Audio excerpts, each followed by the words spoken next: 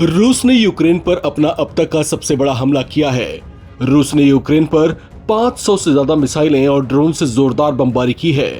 रूस के इस हमले को मुंहतोड़ जवाब देने के लिए यूक्रेन ने भी अपनी पूरी क्षमता से जवाब दिया। इस संघर्ष में रूस को तब एक बड़ी सफलता मिली जब रूस ने यूक्रेन के अमेरिकी F-16 लड़ाकू जेट को मार गिराया। इसे रूस की एक बड़ी अचीवमेंट माना जा रहा है। F-16 अमेरिका का मल्टी रोल फाइटर जेट है जो उसने यूक्रेन को दिया था। इस युद्ध में F-16 फाइटर जेट का रूस के हाथों हिट किया जाना यूक्रेन के साथ साथ अमेरिका के लिए भी बड़ा झटका है। इस हमले में यूक्रेन के पायलट की भी मौत हो गई। बताया जा रहा है कि इस युद्ध में ये यूक्रेन का तीसरा जेट है जिसे रूस ने शूट डाउन किया है। मीडिया रिपोर्ट्स के मुताबिक यूक्रेनी पायलट ने रूसी जेट्स के साथ मुकाबले के दौरान अपने F-16 जेट को रिहायशी इलाके से दूर ले जाने की कोशिश की, लेकिन वो इजेक्ट करने में सफल नहीं हो सका। यूक्रेनी एयरफोर्स ने टेलीग्राम मैसेजिंग ऐप पर कहा है कि उनके पायलट ने अपने ऑन बोर्ड हथियारों का इस्तेमाल करते हुए 7 हवाई लक्ष्यों को मार गिराया। इसी दौरान एक टारगेट को गिराते हुए उनका विमान क्षतिग्रस्त हो गया और हादसे का शिकार हो गया।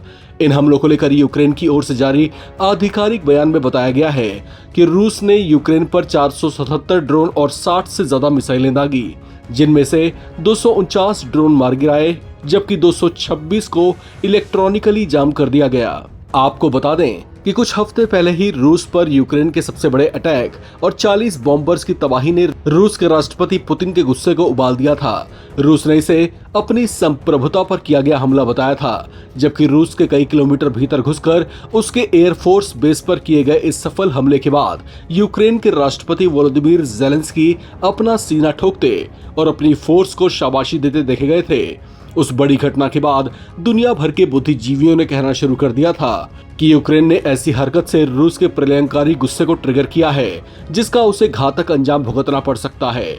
ये संभावनाएं भी जताई जाने लगी थी कि यूक्रेन के बड़े और विनाशकारी बदले की उल्टी गिनती शुरू हो चुकी है और यह भी कहा जा रहा था कि रूस अब इस लंबे समय से चलते चले आ रहे जंग को एक नई परिभाषा में बदलेगा। यूक्रेन की ओर से रूस के खिलाफ चलाए गए ऑपरेशन स्पाइडर के बाद सिर्फ यूक्रेन ही नहीं बल्कि पूरे यूरोप में इस बात की सुगबुगाहट बढ़ गई थी कि रूस के सब्र का पैमाना अब छलकने वाला है और वो कभी भी कयामत ढा सकता है।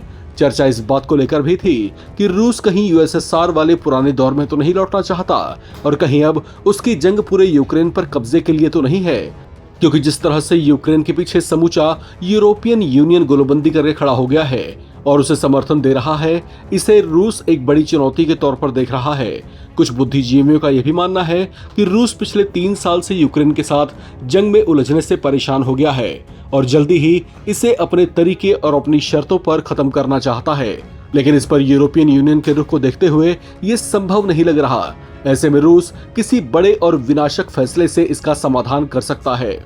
Germany, France, Poland, Italy, Norway, Finland, Sweden और ब्रिटेन, इन देशों पर आरोप है कि ये रशियन रीजन में अशांति को भड़काने के लिए यूक्रेन की हर तरीके से मदद कर रहे हैं ताकि रूस लंबे समय तक युद्ध में उलझा रहे और आर्थिक तौर से उसे तोड़ा जा सके। लेकिन सवाल ये है कि क्या रूस खुद को ऐसे नुकसान पहुंचने देगा? अगर जवाब नहीं है तो ये पूरे यूरोप के लिए एक बड़ी चेतावनी भी है। इस खबर में फिलहाल इतना ही। बाकी अपडेट्स के लिए आप बने रहें नवभारत टाइम्स के साथ।